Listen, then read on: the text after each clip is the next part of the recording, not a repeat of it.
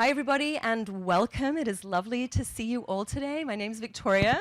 You're joining us for this terrific panel on mentoring, and I'm going to hand it over to our panelists to give us some quick 2-minute introductions.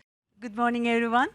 My name is Şadan Kültürel Konak, Professor of Management Information Systems and the Director of the Seed Center for Entrepreneurship, Creativity and Economic Development at Penn State Works. And so for the mentoring, I co-organize programs through ICOR, those customer discovery programs, and we do help student teams and teams from the communities as well through their startups. And we also do some programs for K-12, and we mentor them as well through their building the creativities. Really looking forward to hear what everybody has to say this morning. Good morning, everyone. Thank you for being here. And my name is Abdullah Konak, and I'm a professor of information sciences and technology. And I have been teaching entrepreneurship, I think, last 15 years. And as a mentor, I mentor our customer discovery teams, which is part of our ICOR program. And I also mentor student competition teams, mainly focusing on AI topics, but AI with the entrepreneurship flavor. And I have been doing that for almost 10 years now. Okay, thank you. Oh, yeah. There it is again. Hi, I'm Bob Smith. I run the National Science Foundation ICOR program at George Washington University. I also run all our mentorship programs that include, we'll talk about, I'm sure, later on. I run our international programs too. GW's worked with 19 countries around the world. We helped the South Korean government set up their national ICOR program. We consult to all over South America, Europe, and all that, bringing the ICOR-like model, but also our mentorship model, which is based on a long-term commitment and a structure that we can talk about later. And I'm not an academician, I'm an entrepreneur. So I don't come, I've only been doing this for like 8 years, but I like it, so fine. Hi, everyone. I'm Taysha Williams. I'm the Managing Director of the Innovation Hub at Texas Tech University, and I manage a mentor program followed by the MIT VMS system. And so I'm excited to share some about that. We have 57 mentors, and we have 14 programs, so ideation all the way through commercialization to an accelerator. So I'll kind of talk about that experience. Good morning. Thank you, VentureWell, for hosting us today, and it's really great to see all of you here to learn a little bit about mentoring. I've had a unique experience. I've been working in universities for the last 15 years, and I'm currently the Chief Innovation and Entrepreneurship Officer at Tulane University. I've launched accelerator programs and led economic development initiatives in 3 different states, Florida, Texas, and recently now in New Orleans. And the idea of mentoring and how we support startups in those startup communities is sort of like a fingerprint. It's unique for each environment because it's a function of the assets the communities have and the alums and the businesses that support the university initiatives. And so I'm excited to talk to you today about some of the efforts that we've done to launch, in all 3 of the cases, the MIT Venture Mentor System to support that, but adapted it for these unique environments. And so thank you for having us. Good morning. My name is Josh Green, and I am the director of ICAP, which is the Innovation Commercialization Assistance Program. It's out of the state office of the Virginia Small Business Development Center Network, SBDC, which is housed at George Mason. And our program runs a statewide long-term mentorship program that is focused on connecting successful entrepreneurs who follow and are well-versed in the lean startup methodology with entrepreneurs either from the community or from an institution of higher education within the state with a focus on George Mason to assist them from ideation through multiple rounds of funding. And If it is a university-based team, we will support them before, during, and after each of the I-Corps programming stops that they have, both at the regional level as well as the national level. And I mentioned that the pool of mentors that we have about 20. They're all paid mentors, and the benefit of that is we're able to provide long-term, consistent relationships with the founders that we've had, and we've been around for about 5 years, and we've been working with some of those teams for that entire time. So I'm happy to share more and learn more from the rest of the panel. Morning, folks. Kanjo Mehta from Lehigh University. I serve as the Vice Provost for Creative Inquiry and Director of the Mount Up Initiative. And what does that practically mean? I'm the chief troublemaker for a whole bunch of programs that are focused on traversing this journey from creative inquiry to sustainable, measurable, tangible impact. And so we support a portfolio of 50-some projects, interdisciplinary, multi-year endeavors with one team passing the baton onto the next team until they have a spectacular failure or success. So it's more of an open innovation system. It's more of a collective innovation system with 3 goals: impact, impact, and impact.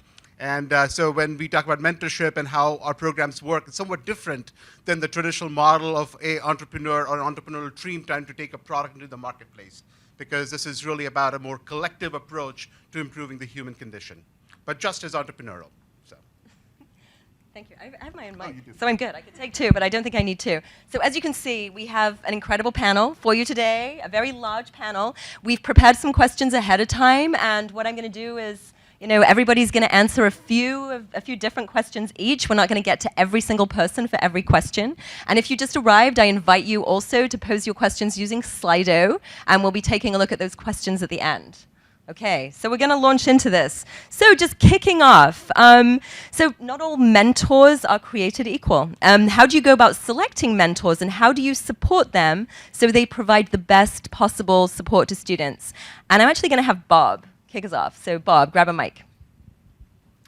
Thank you. So we've always believed that in having less mentors that are buying into a system of mentorship, and like yours, ours was based originally on the Venture Mentors process, and we've modified them, and it'd be interesting to hear how each is modified.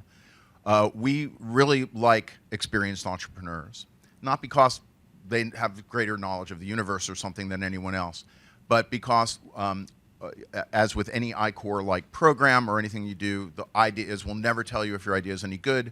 We'll never tell you what to do. We tell you how to do it, And so we find that mature entrepreneurs that have done it a few times and with training will actually do a really great job of that and never impose their own will on the company. So we have a training program that we put them through. We filter out the vast majority of them because a lot of experienced entrepreneurs are looking for deal flow when they're mentors. I did it for years, and we don't want to be about deal flow. Also, a lot of them want to be directive. They want to be hands-on, and we say, no, no, no, we're just guiding. So we look for temperament as much as experience. Mm-hmm. And by our training program, what we do is we have a method where you observe once, you observe a cohort, one of the cohorts we do, then you actually shadow one of our mentors, then we give you a team, and then only after that do you become an official mentor. But the standard 2-week short course that I-Corps does is, you never train anybody to make a successful business in 2 weeks. Right. And anybody thinks that's insane. It takes years. Yeah. So that's just the beginning of our process. And so we look for, and we pay our mentors as well. And part of the reason we do that is better to pay, in our philosophy, better to pay a smaller cadre of highly dedicated people that buy into the system than a much broader array of mentors that may be looking for deal flow or may not get the system. And so that's kind of the things we look for. Interesting. Thank you, Bob. Thank you. And Kanjan, you wanna take a stab at this? Sure. So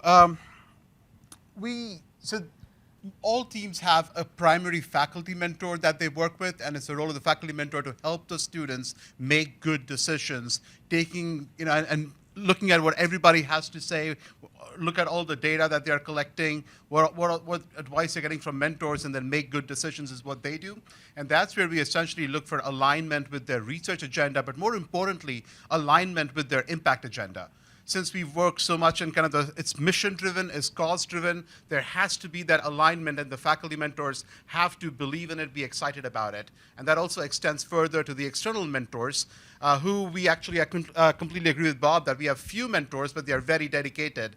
And we take a fair bit of time to decide what the right alignment would be between the mentor's expertise and expertise in a specific geography with a specific demographic, which we've come to realize is critical.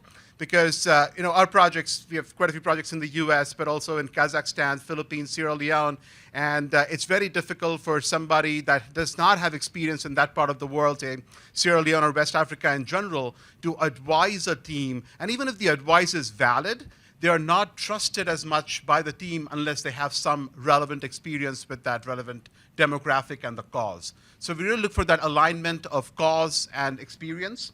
And the other, I'll wrap it up at that. So that's probably the most important, and that's how we select. But in terms of supporting, I wish we could pay them. I think that's a great model. We don't have the ability to do so. So we might buy them, a lunch once a semester or so.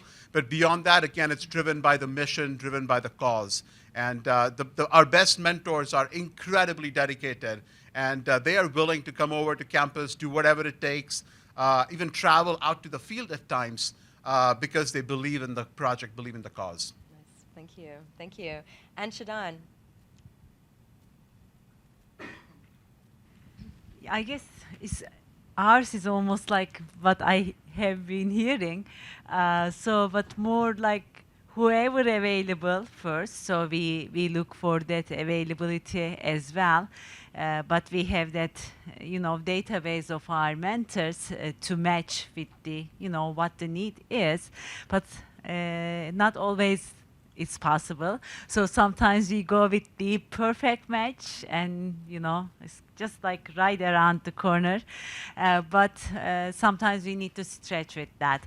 But first we match teams with the faculty mentors, and together they decide who be the best business or mentor from the industry. Business mentor will be. And of course we don't pay them either. Lunch is the most, right? So that is definitely true as well for our programs too. But we find ourselves a few of those mentors from our mentors pool. They are always coming to the top, either their willingness or because they are so versatile. Sometimes I feel myself saying that, oh, I'm sorry, but I have to ask you again. That's the reason we are trying to enlarge our mentors pool. And the best success I found so far is showing them showcases, meaning that what has happened as the best model. Recently, we just featured 2 of our successful teams with their business and academic mentors in our press releases, and we had some panel. Believe it or not, we had 14 of us in that panel. So those kind of things are good. They just see that the model works, then they want to do as well. Thank you. Thank you. The intrinsic motivation is interesting. And Taysha. Yeah, so we have 57 mentors right now, and so we do keep it fairly small as well. We don't go out and recruit mentors or hand out flyers to look for them. It's very intentional. It's by referral only through our current mentors. And we do that by finding the knowledge gap on the teams that we're working with. Where do we need? What do we need? What expertise do we need? We've even created a matrix at one point to capture everyone's expertise, availability, try to fill in that gap. That's worked really well. Every cohort that we have is unique, of course, and we're like, wow, we wish we would have had that already in the pipeline. So we will go out and kind of look for that certain expertise. We try to not fill too many of the same types of mentors, again, to keep them engaged. We may be a little unique in that we have 14 different programs. And so some of our mentors, like I said, there's 57 of them. Maybe 30 of them focus on team mentoring. And then we have some that specifically don't want to do that. And so I have to intentionally get to know each of the mentors and what they like to keep them engaged. and supported throughout that program, because they'll get disengaged if they're not doing what they want to do. And so I have to know what they like to do, what their time commitment is, what types of teams that they like to work with. I have one that says, do not bring them to me unless they're about to get investment, and then I'll work with them.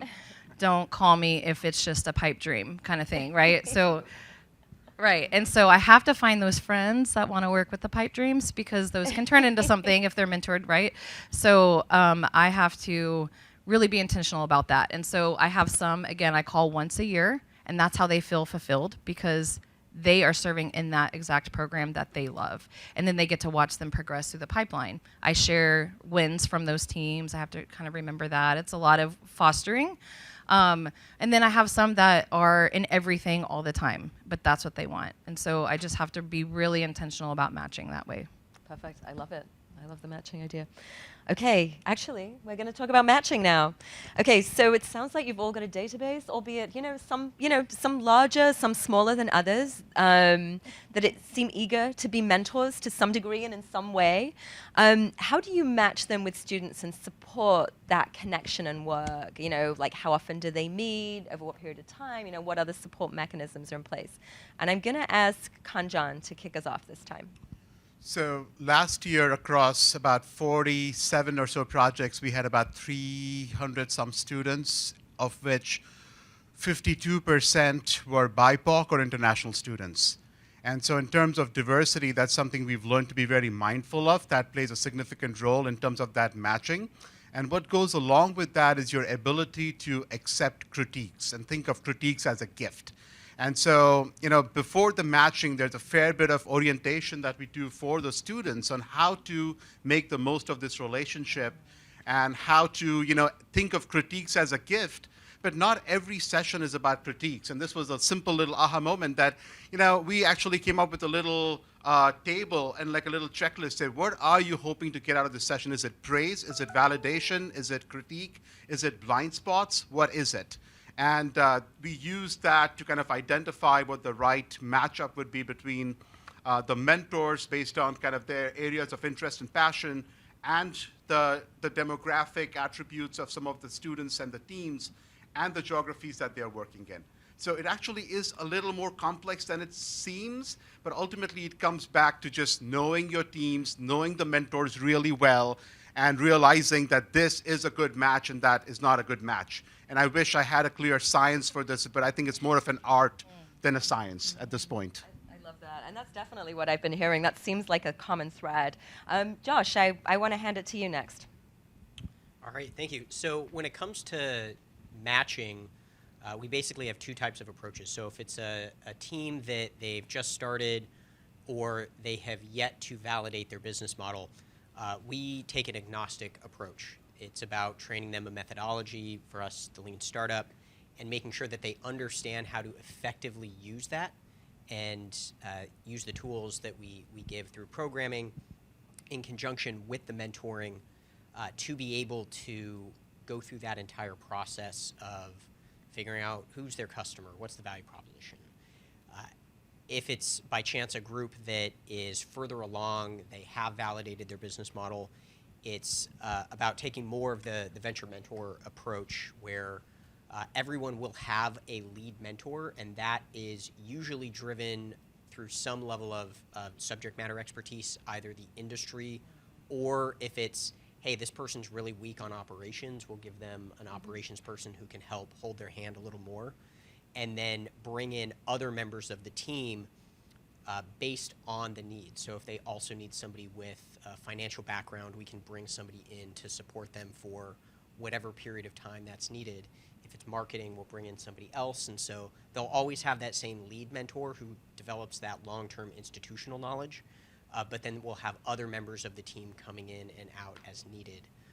And we take every relationship as a unique one. So if there's a situation where there's two mentors that we think would be doing a really good job long term, then we'll have two lead mentors, and then we'll cycle in others as needed. But it's those two types of approaches based on the stage in which the entrepreneur's in.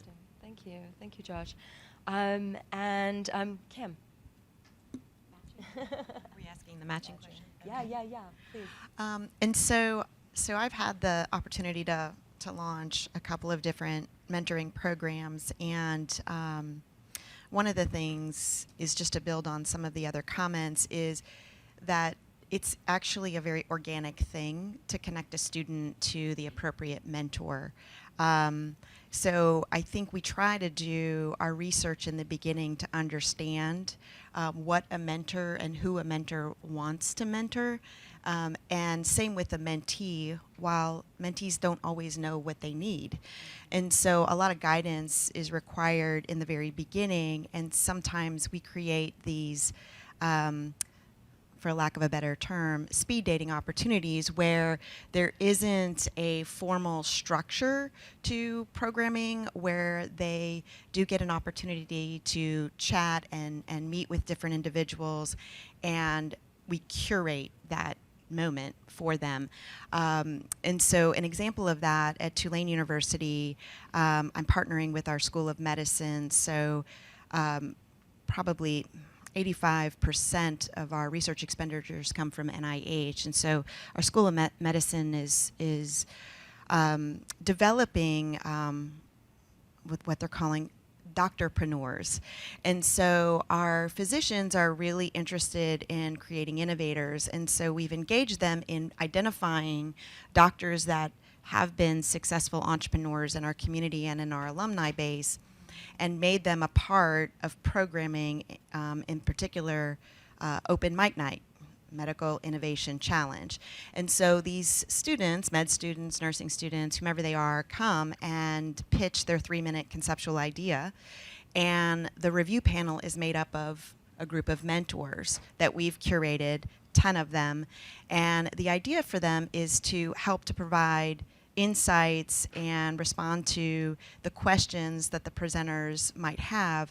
And after we award 6 out of the 10 $500 cash prizes to build their proof of concept, then in the next round, those reviewers or those doctorpreneurs end up becoming mentors for the individuals that presented, to put together their presentation for milestones and really their project, if you will, over the next 2 months. And so they get an opportunity in a networking format, in sort of a public way, to present their ideas, connect with folks that we've curated, and then work with them directly over the next 2 months so that they can build out a plan for their early stage concept and idea for a follow-on round of funding. So it's in our beta phase, but it seems to be the talk of the town. So we're excited about it. That's great. That's great.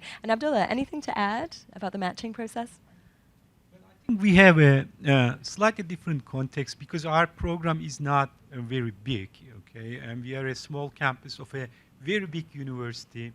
So we have, as Shadam mentioned, two mentors. One of them is academic, the other one is the outside mentors. We first assign the academic mentor based on the technical needs of the teams, okay? But the academic mentor role is to help the students navigate the university resources. And this is really critical for students because students really don't know what resources are available in the university. And we pick those mentors who are usually well connected, those ecosystem components in the university. And those mentors can take the students, oh, you need help on this, go talk to this person. So they just like kind of mediate that relationship. So a team can have like multiple mentors on that. After students develop their value proposition and clarify their ideas, then we match them with the outside mentor when they start the official program. And in that case, we give the value proposition to the outside mentor. I say, hey, you want to work with these students? Are you available? And then we try to do it, in an organic and very flexible way. And then we check regularly after that. You guys are meeting. How is it going? Is there any complaints? Is there any, something lacking? And I think that's kind of the important. And most of it's done by Shadan, by the way. I'm just like. Thank you very much. Maybe I can add just one very short thing in that. Sometimes the challenge is bringing the outside mentor, business mentor, to the board, on board, and make that like mentor understand the university system as well, since they are coming from industry.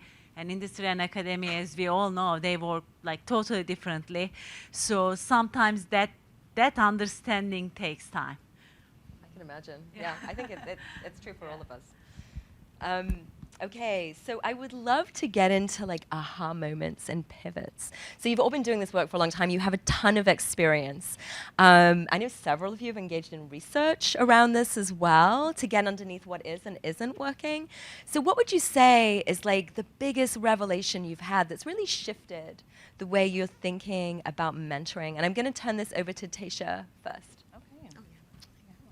You can tag team if you want to. I know, yes. Yeah. So I don't think we mentioned that, but we worked together for 6 years at Texas Tech University. So everything I say, we did it together. So feel free to add.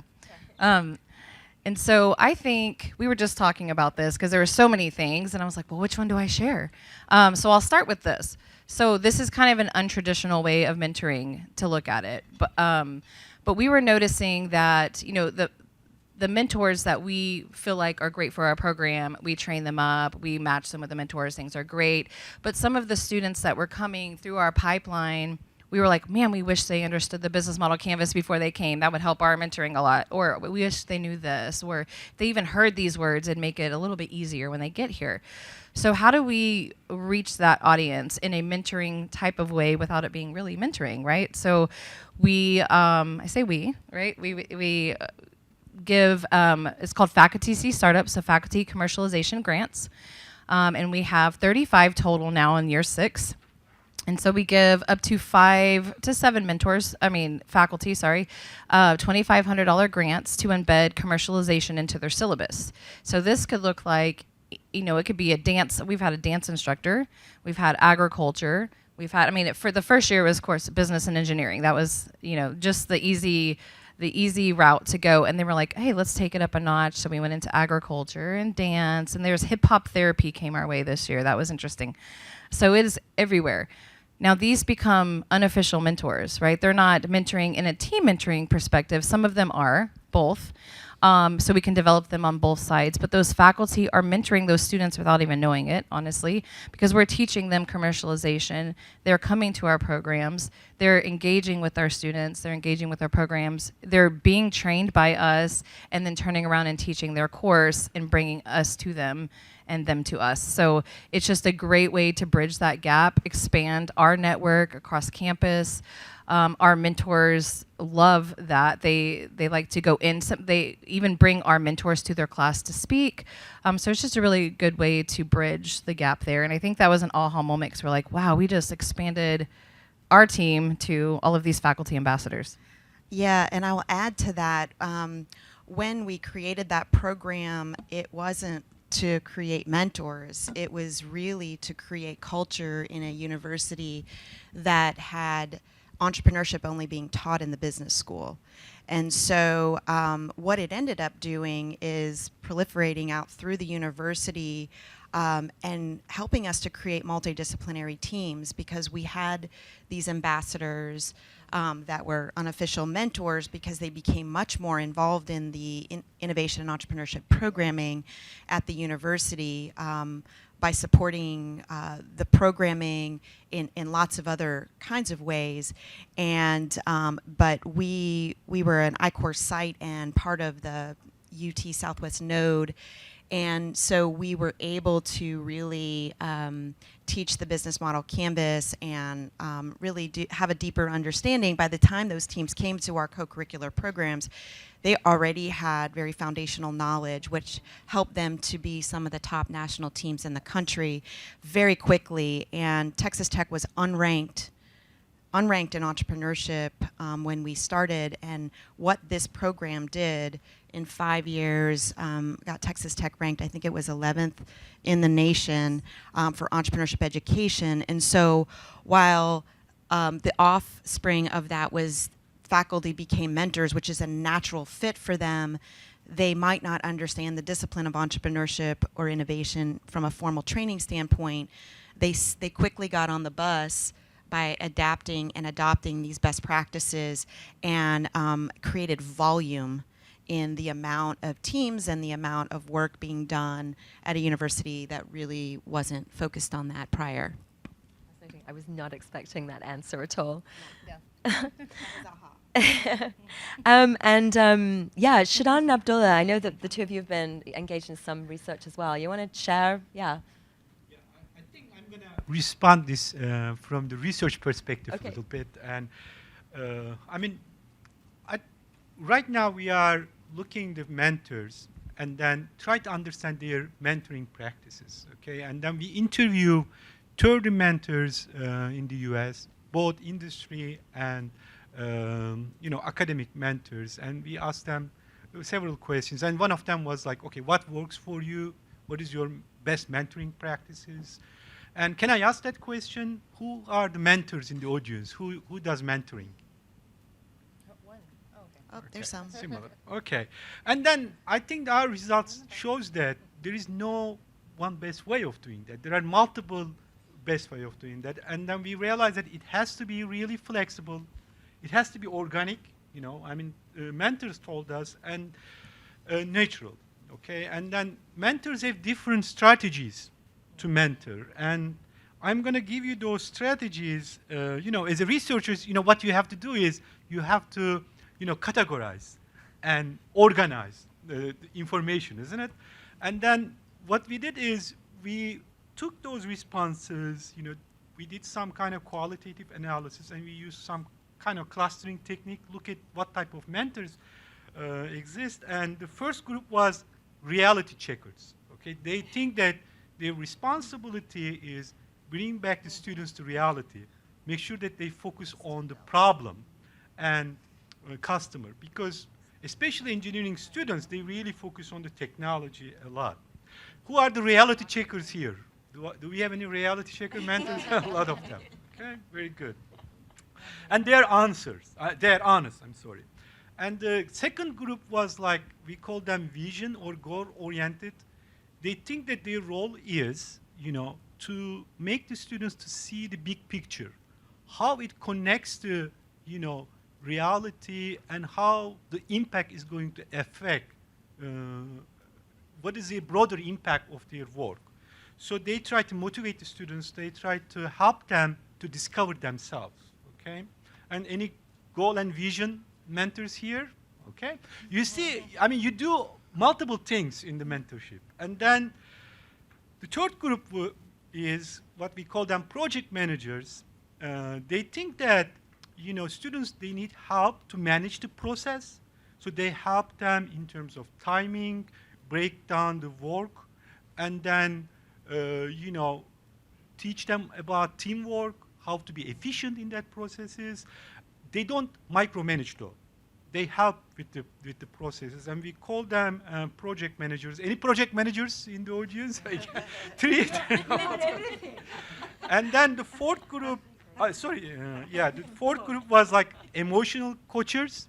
Okay, they think that they need to understand first what the needs are, and then where the students are coming from, what are their emotional needs, because this is this process is long, and students, they have to put a lot of time, they have a lot of stress, they try to help them to manage the stress.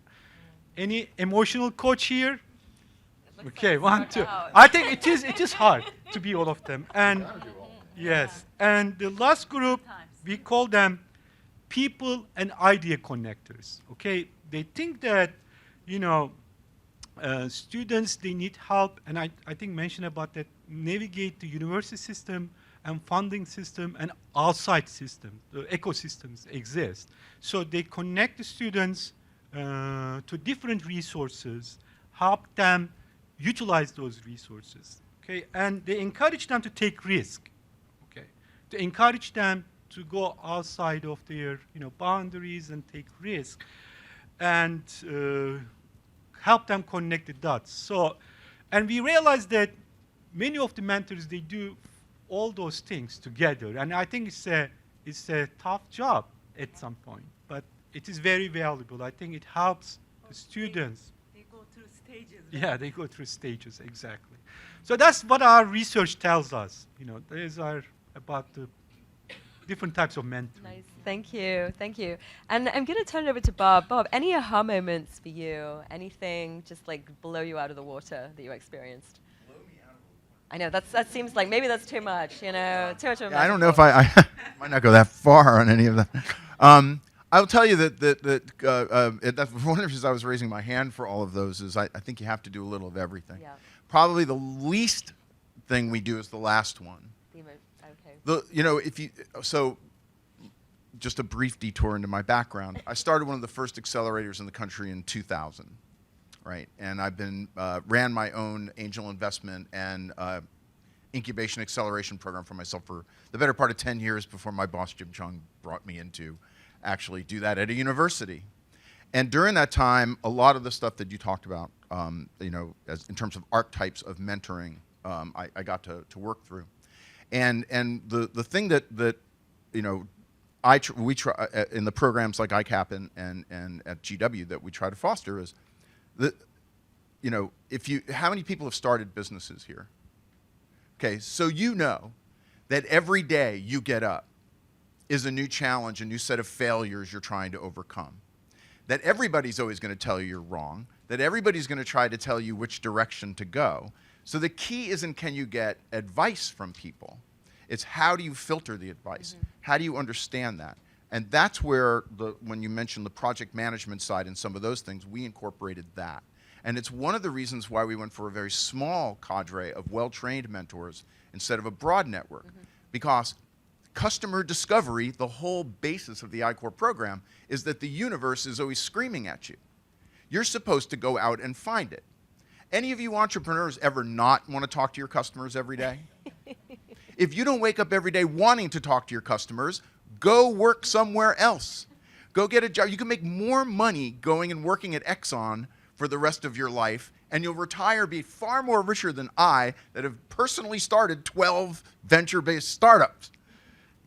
So what you got to do, and what our philosophy then evolved from that, was that, no, what you really need is a bit of project management, right? You also need a lot of emotional handholding because, as you folks that started businesses know, you fail every day and everybody tells you you're stupid for doing it. So it comes with the turf, right? That's why temperament is so important. But but in answer to directly, and I could go on and I won't. But I do want to make a distinction. I think it can help the conversation and help differentiate between some of these things. Because one of the things that we found when we went down our path was we would be on panels like this and people would use the term mentoring. And every time we would go, we'd hear mentor. I'm a mentor. I have a mentor network. This is mentoring. You know, the Y Combinator, mentor madness where you get 8 people shouting at you for 20 minutes a piece. And all those different models. And we said, well, wait a second. Let's parse this out. So we actually call what people might consider the mentor, the matched mentor. We call them an adjunct instructor under the I-Corps framework. Because what we do is we consider not a 2-week cohort or a 6-week cohort. We consider a lifetime development based on lean startup and based on a process where we're giving you the milestones to hit next. We don't teach the business model canvas. We teach the problem solution fit. Because I can take from one of my startups, I can read you my business thesis. And I used to do it in our classes. And I say, I defy you to tell me what this means, because I wrote it and I don't know what it means. So we place a lot of emphasis on somebody that can help you parse through that and keep you on a schedule and help you interpret. But there's also subject matter experts that can be very technically oriented, very support services oriented, and things like that. And those have a key role as well. And then there's the traditional industry mentor role. But we put the industry mentor in a box. Because when you want to guide somebody, when you want to direct them, think about this, any of you that have done mentoring. If you don't know the team, you don't know the business, you're not so familiar with the industry, what do you default to when you go and mentor somebody? You default to strategy. I've been doing this for 25 years. And so we wanted to put that in a box because we don't want to hear your strategy. Go start your own company if you got a strategy. And we put it into this structure so that we get their opinions and get their experience, but in a customer discovery framework that matches with the I-Corps role. So we extend the I-Corps cohort for 2 to 3 years. And that was my big epiphany about mentoring, because for years I did the other. And I would be brought into countless different businesses. And I found out that all I could do was, well, I don't know, you should do this. And the teams didn't know any better, and they go, okay. And I'd be like, well, no, I don't know about your business. And so we tried to create a framework to do that. Nice. Thank you, Bob. So we are getting like close to time. So what I want to do is take a look and see what questions have been posed to Slido. And we've got a bunch of upvotes. So just want to, if you arrived before I was talking about Slido, please feel free to post questions there and upvote the questions that are in there. You can use the QR code. The first question that's at the top of the list is, how do you recruit a diverse and inclusive group of mentors? And since we haven't heard from Kanjan for a little while, Kanjan, I'm putting you on the spot. We go back to, thank you. We tend to go back to our alumni, and some of the best mentors we have found just have a deep connection to the institution and are really committed to diversity inclusion, and I think that's probably been the most effective. But also given the fact that a number of our programs and projects are international, we have folks from Kazakhstan who are like successful business people there, from Sierra Leone who work in the development sector, and they've also been excellent because they have the subject matter expertise, they've spent enough time in country, but they also can look at things from a somewhat kind of outsider perspective and be those reality checkers and door openers for our teams. So Perfect. by default, go back to your alumni.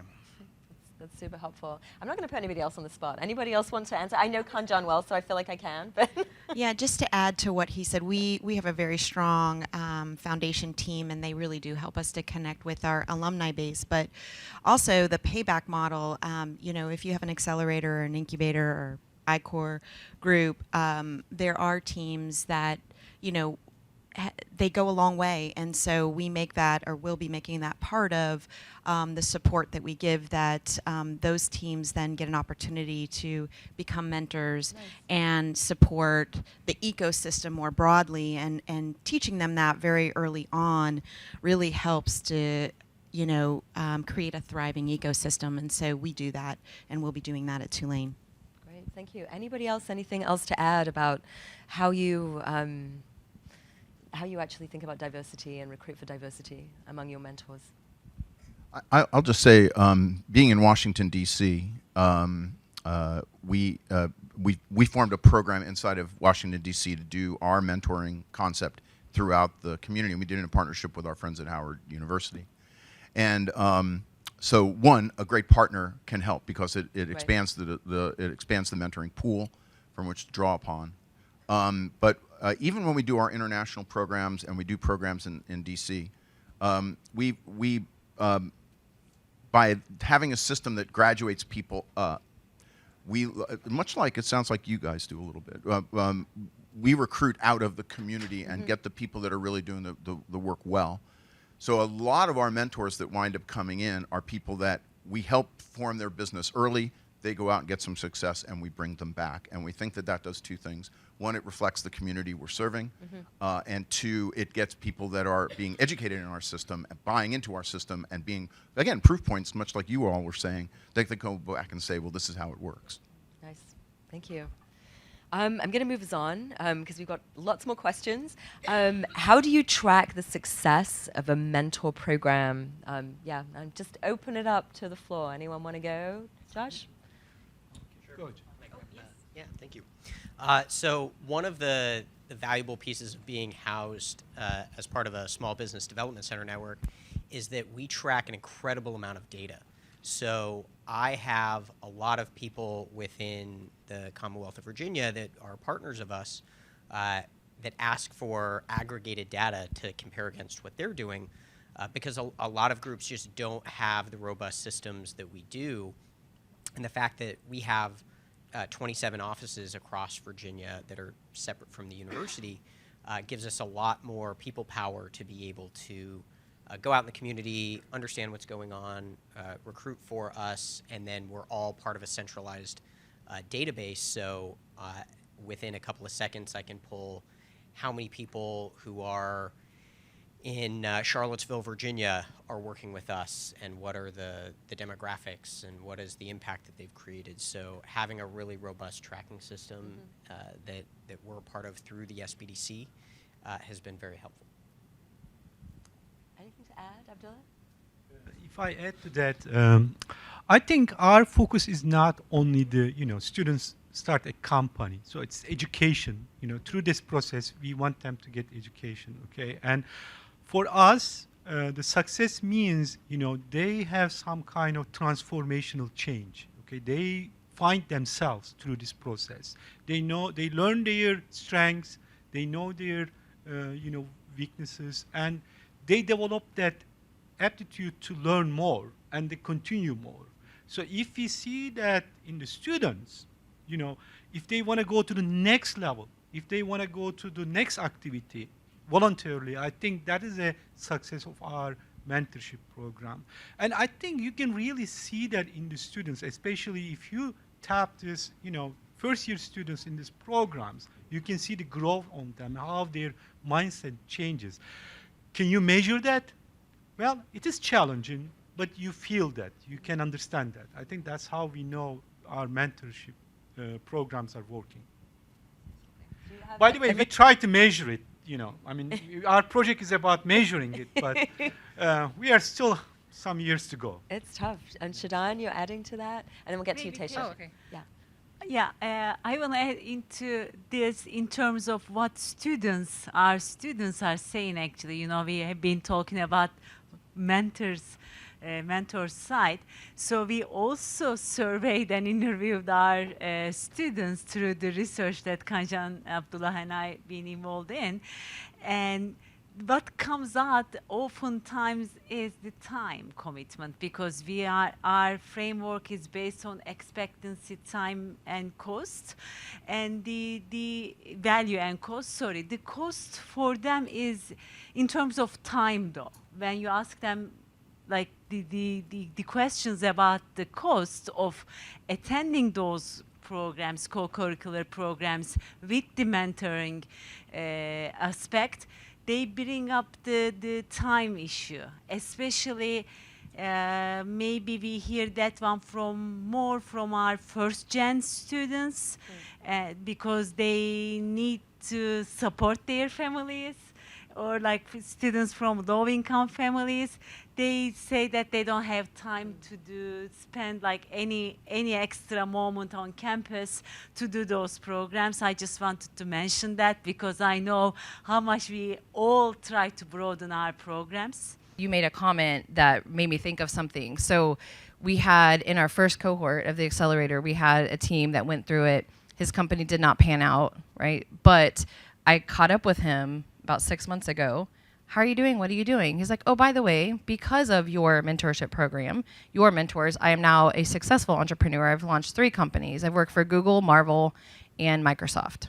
That was Raphael. Really? Yeah, so I was going to tell you about that because I was like, what? So I brought him back to meet with some of his mentors. He met with some of our teams and explained to them, this program is not just about the success of your company. It is building an entrepreneur. It's teaching you how to survive in the outside world in this scary world of entrepreneurship. And so that is not a tangible way, I would say, of measuring, but it is an impactful. It's not a number, but it is a way of that we measure to say this is working and this is why it's working. And so that's ways that we can talk to our funders about it, share the story of impact. And so I just thought that was fun to say. That's a beautiful story. Thank you for sharing. Yeah, and I think Kanjan had something to add to, I think maybe what Shadan was saying. Yeah, so to rip off Leo Tolstoy, happy mentors are all alike. Unhappy mentors are unhappy in their own ways, right? And we've looked at what makes mentors happy, and we found that the number one thing we see is engagement and how that relationship between the team and the mentors is going, and how the level of reciprocity is really what it comes down to. And that's where we didn't have any aha moments, but we had a lot of oh no moments. And some of these were things like the team is expected to get some work done, but time constraints, they have 15 other credits, there's a lot going on in their personal lives, and they don't get things done. And then there is that break. And so they come back and the mentor's like, well, there's not much I can do unless you finish the things that I had suggested you do. Right? That was one gap. The other gap was that they have the faculty mentors and sometimes others that help them just make good decisions and navigate university resources and so on and filter. I like the word filter that Bob used, like filter everything that they're hearing. The challenge there again is that there is a gap between what the faculty or other mentors are saying and what the students are actually hearing, interpreting, processing. And what the way we approached both those issues is to take some of our more experienced students who are just good listeners, and we put them through a whole workshop and a very brief kind of orientation on just how to serve as good peer mentors with a very specific focus on listening, some of that project management, emotional support, and so on. And then most of our teams now have a peer mentor, and they also serve as accountability coaches, and they will give us a heads up ahead of time if they're falling behind or if they're not ready for those conversations with the mentors. And that way we can intervene and talk to the mentors and push those conversations back or reallocate if there is a mismatch of temperament. Or, oftentimes, especially in the last couple of years, has been around political beliefs and such, which has become a pretty significant issue with a large number of our projects, given the focus on social impact and reproductive justice and health and social justice issues. So peer mentors can be really helpful in addressing a number of these issues with the student teams. What's the point? Yeah, I have one. Thank you. Somebody take it. Excellent. Thank you. Okay, so we're going to move on. We've got like 5 minutes left. I think we can squeeze one more question in. Do you use a special platform to manage the process? Anybody? Somebody has one. That'd be. Anybody that's doing National Science Foundation I-Corps was gifted, if in quotes, a platform to do a lot of this work. We actually have gone away from any kind of formal sort of software platform, magical software platform for this. We actually run everything off of Google Docs. We do it for a number of reasons. One, everybody can figure out Google Docs. Two is there's no sort of problem with exporting legacy data. In fact, if you look to have a long-term relationship with teams, it's their data. It's not yours. It's not the vendor's data. Well, except for Google's, but what can you do? But this way, we give them their folder. It's their folder for life. They take it away. So we have next to zero cost of platform, but we have something that everybody can use. And one of the good things I will say about Google Sheets and so forth that we use, it allows for really robust commenting, and that's what we do. Every interview is a dialogue for us, and we make the teams keep that as their notes so they can learn how they do it. So one thing we are doing is, for trying to track and keep track of all the people who've gone through in different programs, we are building our own sort of Airtable-based CRM, but it's not to sort of manage it's to track the process, not manage the process. Okay, that's helpful. Thank you. Abdullah? I'm going to answer this question wearing my mentor hat, okay? I think communicating with the students is a challenge nowadays. And then, when I'm assigned to a team, the first thing that I will ask is, okay, let's create a Microsoft Teams space. And, I know that students are not going to respond to email quickly, So we use Microsoft Teams to share documents and to communicate, just to make sure that, we have that chatting ability with the students, so they can ask me questions in the middle of the night. And they do sometimes, when the things are due. Oh, we have to submit this by tomorrow. What do you think about, this document? Okay, And I think at that moment you have to show them, you are dedicated. So I'll take that job, and I review their document. I think Microsoft Teams has been very instrumental for us managing that process, mentoring process, and I have like so many teams now. I have to go and clean them, like over the years that I mentored the students. So that's the only one that we use. Great, thank you. Anybody else use any special platform? It's kind of refreshing, I feel like, right? Like not over-engineering it. I think it's a good thing. Yeah. I'll add one little comment. So to add on to Bob's point, we actually spent years looking at different platforms, and every one had at least one or two or three key elements that just didn't work for us. So we ended up using a fairly low-tech solution that has been pretty effective for intercommunication between mentors and teams, and then being able to track those teams. We've recently shifted from a Google Sheet to an Airtable for ease of use for the back end, but it wasn't for a lack of trying. Awesome. Google Docs and WhatsApp, especially in international settings. Yeah. WhatsApp. Yeah. I can see that. I can definitely see that. So I would love to invite you all to thank our terrific panel. I learned a lot today. It was very insightful. I love the contrasting viewpoints and perspectives and experiences, but also the similarities. So yeah, so can you join me in giving a round of applause?